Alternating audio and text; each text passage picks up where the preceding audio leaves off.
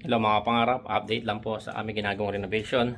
So matatapos na kaming living room. So hindi pa siya organized. And pintura na namin tong wall. And itong kitchen, ginagawa ko ngayon ng kitchen. And napalda ko na ng white. And this side too, it's done. And dito na ako ngayon sa kitchen area. Pinalda ko ng white color. And palda ko din itong wall niya dito. Okay.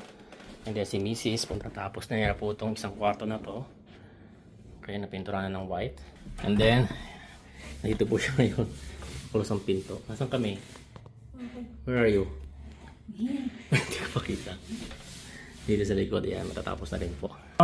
Kapagod pero at least gumanda yung bahay. Ng kulay. Ito, tapos na rin po itong wall dito. Lagyan na lang ng konting design po yan. Alright, so tabayanin niyo po ang update po ng house renovation po. Okay, nakapangarap, salamat po. Good morning po mga kapangarap. This is Autos in Canada. So, continuation po ng video ko kahapon. Nagpaint kami ng mag-asawa. Then, ito yung natapos namin. Yung ito, napinturahan ko na siya. And then, ito nalagyan ko na rin po itong wall niya ng gantong design. And ngayon, ang goal ko po is pinturahan ng yan. Kunin ko yan na ibang kulay. Tingnan niyo po mamaya kung ano lalagay ko dyan. And tsaka itong wall na to. Atin din po itong dipinturahan. And of course, ito po yung mga hawakan na yan. Yung cabinet. Tsaka po sa baba. Yan. Alright. At tsaka po ito. Yan po ang aking project today.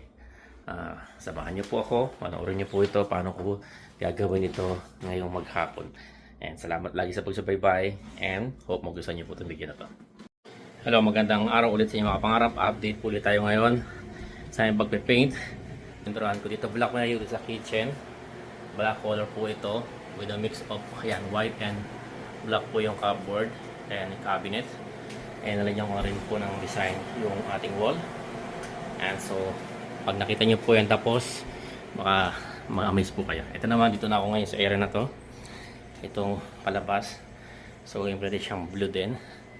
And itong kwarto na pinturahan na namin mga door, white. And then yung wall gagawin ko din pong blue and black po yung mga. Kaya panoorin niyo po, subaybayin niyo po itong video na to para namin ta-transform itong aming bahay dito sa Saskatchewan.